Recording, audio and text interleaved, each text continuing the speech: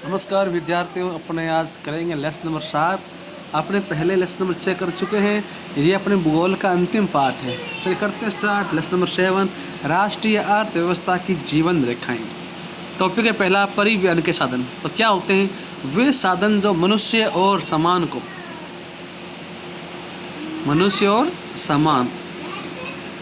या वस्तु को एक स्थान से अन्य स्थान पर लाने में और ले जाने में सहायक होते हैं, उन्हें परिवहन के साधन कहते हैं।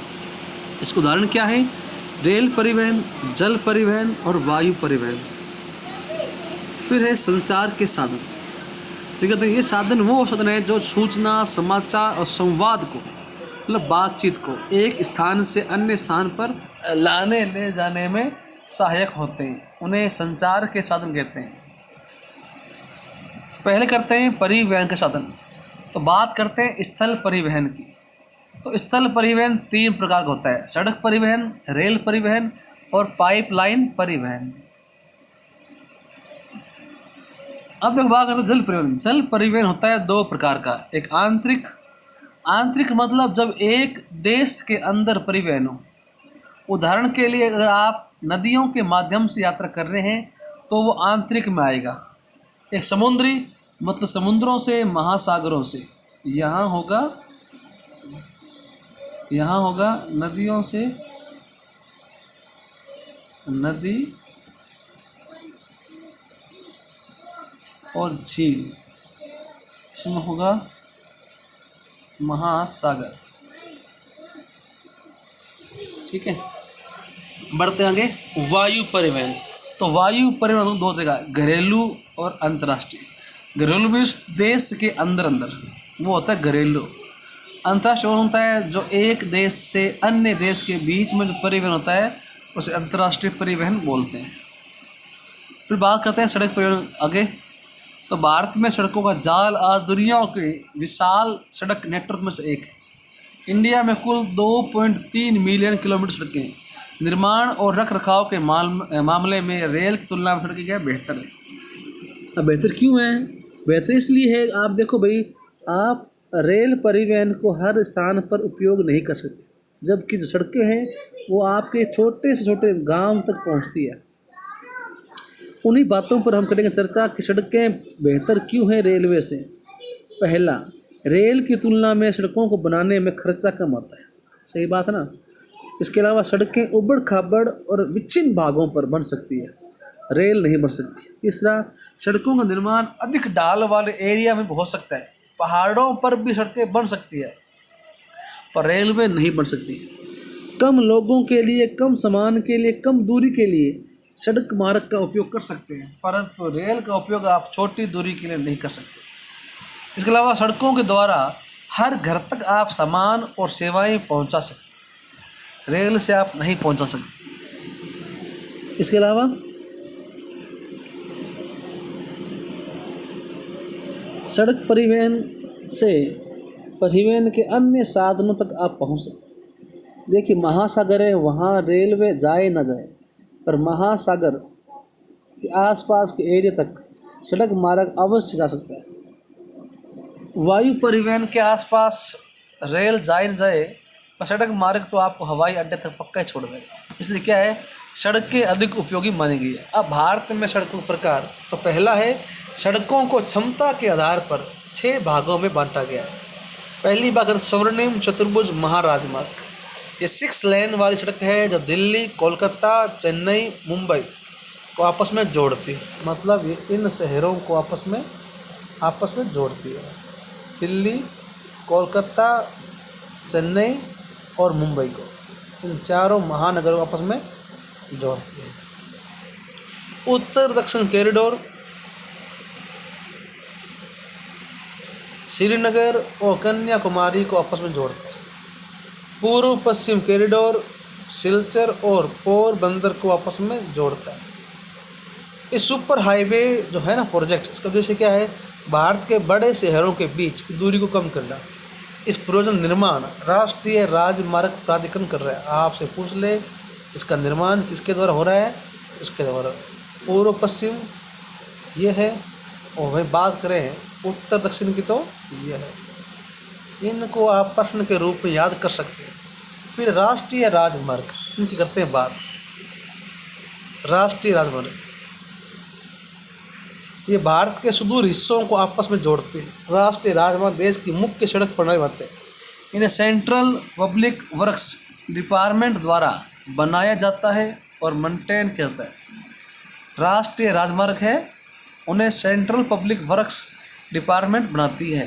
फिर राज्य राजमार्ग, इसके तहत वे सड़कें जो राज्य की राजधानी को विभिन्न जिला मुख्यालय जोड़ती है, इन्हें स्टेट पब्लिक वर्क्स डिपार्टमेंट बनाता है। ठीक है। फिर जिला मार्ग, जिला मार्ग क्या होते हैं? ये जिले के अन्य भागों से जोड़ने वाली सड़कें जिला मार्ग कहलाती है। इन सड़कों का निर्माण और रख रखाव जिला परिषद करती है। अन्य सड़कें, ग्रामीण सड़कें इस श्रेणी में आती है। प्रधानमंत्री ग्रामीण सड़क योजना के तहत इन सड़कों के निर्माण में तेजी आई है। इसका मुख्य उद्देश्य क्या है? देश के हर गांव को पक्की सड़कों से जोड़ना, उन्हें नज़दीक के मुख्य शहर से जोड़ना, ये इसका उद्देश्य है। फिर सीमांत सड़कें, सीमा पर स्थित मतलब बॉर्डर एरिया की सड़कों में इस श्रेणी रखा गया है। इसका निर्माण और रख रखाव बॉर्डर रोड ऑर्गेनाइजेशन द्वारा किया जाता है। इस संस्था का निर्माण 1960 में किया गया था। उसका मुख्य उद्देश्य क्या है? पूर्वी और पूर्वोत्तर राज्य में सामरिक महत्व की सड़कें बनाना है। सीमांत सड़कों ने दुर्गम इलाकों के लोगों को जीवन का आसान बना दिया है। सड़क घनत्व, प्रति 100 वर्ग किलोमीटर में उपलब्ध सड़क की लंबाई को सड़क घनत्व कहते हैं। विद्यार्थियों, बहुत ही अच्छा प्रश्न बनता है ये। हमारे देश में हर तरह की भौगोलिक स्थिति मिलती है, इसलिए यहाँ सड़कों का फैलाव एक जैसा नहीं है। एक और जम्मू कश्मीर में सड़क घनत्व कितना है? 10 किलोमीटर का है। वह दूसरी ओर केरल में आंकड़ा 375 किलोमीटर लंबा है। 1996 और 97 के आंकड़ों अनुसार पूरे देश का सड़क घनत्व कितना था? 75 किलोमीटर। ठीक है। आज भी सड़क परिवहन यहाँ की जरूरतों को पूरा करने के साथ नहीं है। विशाल जनसंख्या के हिसाब से सड़कों में जाल काफ़ी नहीं है। आधे से अधिक सड़कें कच्ची है। शहरों में तंग और भीड़ भाड़ बढ़ चुके हैं। अधिकांश पुल और पुलिया पुराने और संकड़े हो गए। अब है रेल परिवहन। हमारे देश में लोगों और माल ढोने के लिए रेल क्या है? मुख्य साधन है।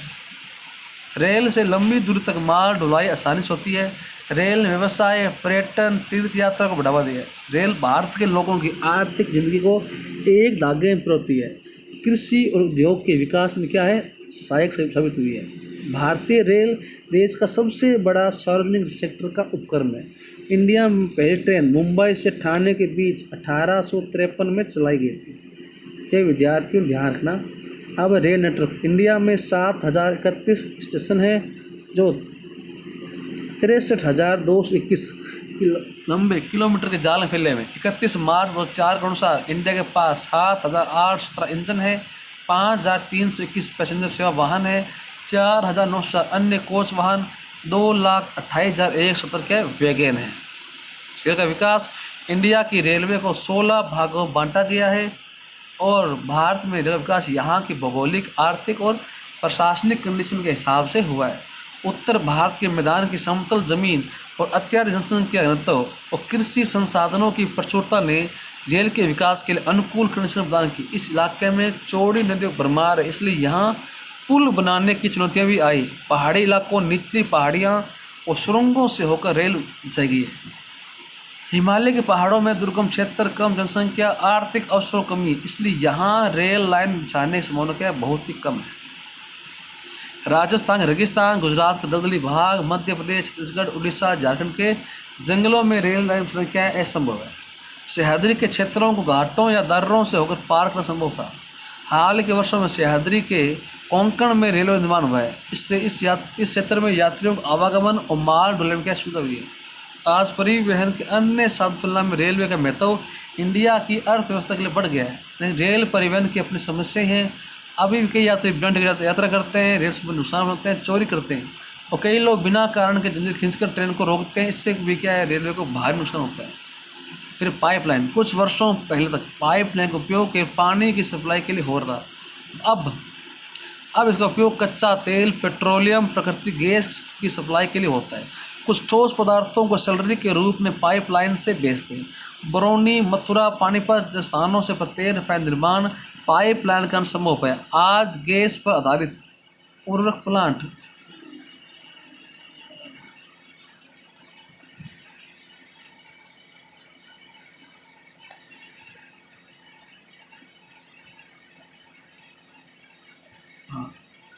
पाइपलाइन बिछाने में बहुत खर्चा आता है, लेकिन पाइपलाइन चलाने में कम से कम खर्चा आता है।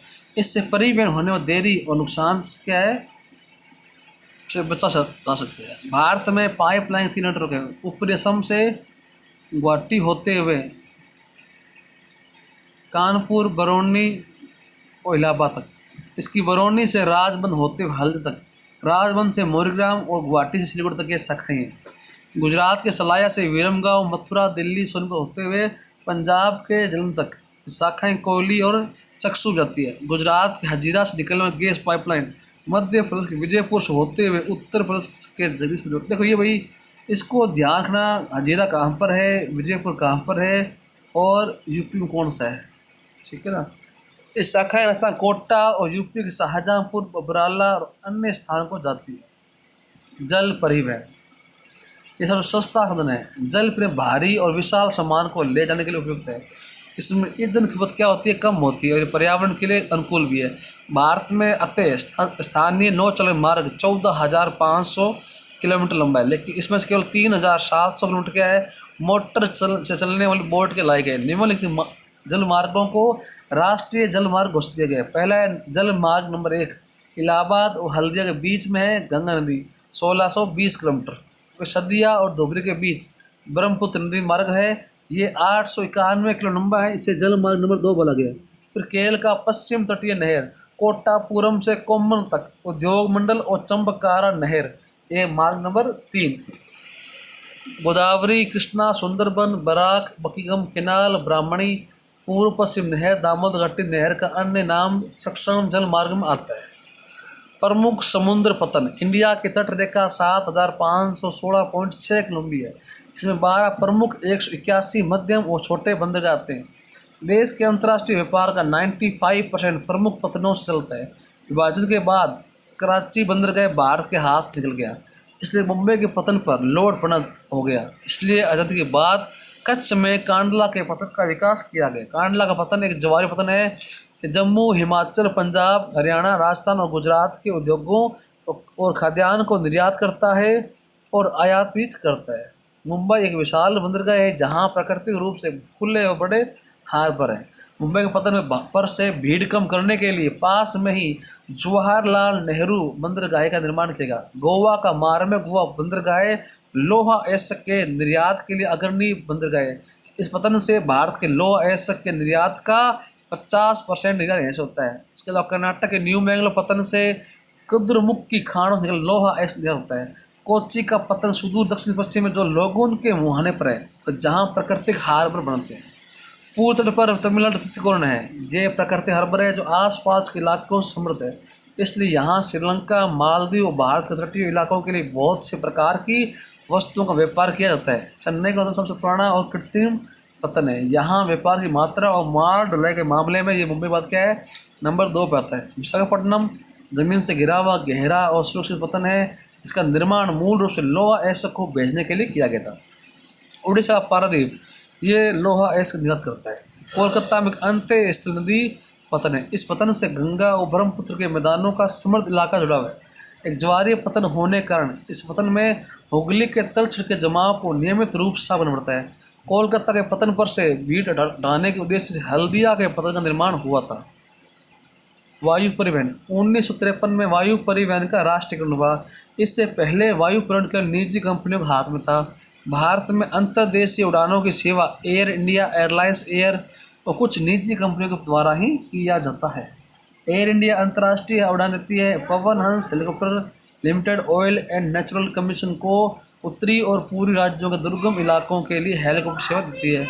वायु परिवहन से दुर्गम इलाके, ऊंचे पहाड़, रेगिस्तान, जंगल और दूर दूर द्वीपों तक आसानी से पहुंच सकते हैं। संचार सेवा इंडिया में telephone, television, radio, press, film आदि दूरसंचार और जनसंचार का साधन है। भारत डाक सेवा नेटवर्क बिजनेस बड़ा है। डाक से पार्सल चिट्ठियाँ भेजते हैं, कार्ड और लिफाफों को फर्स्ट क्लास मेल मानते हैं और इन्हें हवाई जहाज से भेजते हैं। बुक पैकेट अखबार पत्रिकाओं को सेकेंड क्लास बोला गया है, उन्हें भू परिवहन और जल परिवहन से भेजते हैं। बड़े शहरों महानगरों में तेजी डाक पहुँचने के लिए हाल ही में 6 चैनल बनाए गए। इनमें Raj channel, metro, green, business, bulk mail channel बनाया गया है। ठीक है, तो ये नाम याद रखना कौन कौन से चैनल है जिन्हें बनाया गया है। ठीक है। Telephone, India telephone network Asia के सबसे बड़े नेटवर्क में एक है। जमीनी स्तर से लेकर ऊंचे लेवल तक का प्रसारण ये सुलभ करते हैं। इसी देश सरकार ने हर गांव में 24 घंटे STD सेवा देने को प्रदान किया है। पूरे भारत में STD की कॉल दर समान है। ये अब सब स्पेस टेक्नोलॉजी और कम्युनिकेशन से संभव हो पाया है। मोबाइल टेलीफोन, भारत का मोबाइल नेटवर्क क्या है, दुनिया में सब तेज बढ़ रहा है। मोबाइल फ़ोन भारत में बिजनेस के तरीकों को बदल दिया। अब तो छोटे कारोबार भी मोबाइल जुड़े होते हैं। जनसंचार से लोगों को मदद होता है। इनका सरकार की योजनाओं के बारे में ज्ञान पड़ता है। रेडियो, TV, अखबार, पत्रिका, किताब और फिल्म जन संचार के माध्यम है। आकाशवाणी से विभिन्न प्रकार के कार्यक्रम आते हैं। ये कार्यक्रम विभिन्न क्षेत्रीय और स्थानीय भाषा में होते हैं और पूरे भारत में फैले विभिन्न प्रकार के लोगों तक पहुंचते हैं। भारत का राष्ट्रीय TV चैनल दूरदर्शन विश्व के बड़े नेटवर्क में से एक है। दूसरा क्या, मनोरंजन, शिक्षा, खेलकूद आदि संबंधी कई प्रकार के कार्यक्रम आते हैं। इसके अलावा भारत में कई प्राइवेट TV चैनल भी हैं और रेडियो चैनल भी हैं। समाचार, भारत में भारी संख्या में अखबार और पत्रिकाएं आती है। भारत में लगभग 100 भाषाओं में और बोलियों में अखबार निकलते हैं। हिंदी भाषा में सबसे ज़्यादा, उसको अंग्रेजी और उर्दू भाषा में अखबार आते हैं। फिल्म, पूरे विश्व में सबसे ज़्यादा फिल्में भारत में बनती है। इन्हें फीचर फिल्म, लघु फिल्म, वर्ड फिल्म बनती है। Central board of film certification भारतीय और फिल्मों को सर्टिफाई करने का काम करता है इंडिया के अंदर। अंतर्राष्ट्रीय व्यापार, किसी भी दो देशों के बीच के व्यापार को अंतर्राष्ट्रीय व्यापार कहते हैं, क्योंकि किसी भी देश के अंतर्राष्ट्रीय व्यापार से उस देश की समृद्धि का आकलन होता है। अंतर्राष्ट्रीय व्यापार को देश की अर्थव्यवस्था का बैरोमीटर माना गया है। निर्यात, जब सामान देश से बाहर भेजते हैं तो उसे निर्यात कहते हैं, तो सामान देश में मंगाते हैं तो उसे आयात कहते हैं। व्यापार संतुलन, किसी भी देश का निर्यात और आयात में क्या है, एक संतुलन होता है। ठीक है, तो निर्यात और आयात में जो अंतर होता है उसे व्यापार संतुलन कहते हैं। अगर आयात अनुकूल है, मतलब निर्यात ज़्यादा है और आयात कम है, तो संतुलन है। अगर आयात ज़्यादा है और निर्यात कम है तो ये संतुलन क्या है, प्रतिकूल होगा। एक समूह के भीतर बाहरी वस्तुओं के आयात वृद्धि हुई है। इसका शेयर कुल आयात का 39.9 है। इस समूह में उर्वरक 67.01, अनाज 25.23, खाद्य 7.94, न्यूज़प्रिंट 5.5 आते हैं। पिछले 15 सालों में अंतर्राष्ट्रीय व्यापार में बहुत बदलाव आया। अब वस्तु आदान प्रदान तुलना में सूचना, ज्ञान और टेक्नोलॉजी का आदान प्रदान बढ़ गया। अंतर्राष्ट्रीय स्तर पर भारत एक सॉफ्टवेयर महाशक्ति के रूप में जाना जाता है, पर्यटन एक व्यापार के रूप में। और विद्यार्थियों, यहाँ कुछ आंकड़े छुट गए हैं, तो यहाँ तुलना की थी 2003 की 2004 से। तो भारतीय भंडार में 2004 के अंदर 21,828 रुपये आए, 128 करोड़ रुपये आए, सॉरी। भारत में हर वर्ष 2.6 मिलियन बाहर से पर्यटक घूमने आते हैं। पर्यटन उद्योग में 15 मिलियन लोग जुड़े हुए हैं। अब इससे फ़ायदा क्या है, ये राष्ट्रीय एकता और अखंडता को बढ़ावा देता है। इसके अलावा ये स्थानीय हस्तकला और संस्कृति को बढ़ावा देता है। पर्यटन के द्वारा दूसरे देशों के लोग हमारी संस्कृति और विरासत को समझ पाते हैं। तो ये था विद्यार्थियों आज का लेसन नंबर 7, और ये अपने भूगोल का लास्ट पार्ट है। इस पार्ट को कल या परसों पूरा कर लेंगे। इसके प्रश्न उत्तर होते अपने सामाजिक की 2 किताबें पूरी हो जाएगी। बाकी 2 किताब वो बची है, उनको अपने अधिक से जल्दी कराएंगे आपको पूरा, क्योंकि स्कूलें कभी भी स्टार्ट हो सकती है, तब तक अपना सिलेबस कुछ तो हो जाए ना। तो विद्यार्थियों, आपको ये वीडियो पसंद आए तो लाइक कीजिए, कमेंट कीजिए, शेयर कीजिए, और अब तक आपने अगर हमारे चैनल को सब्सक्राइब नहीं किया है तो सब्सक्राइब कीजिए। धन्यवाद।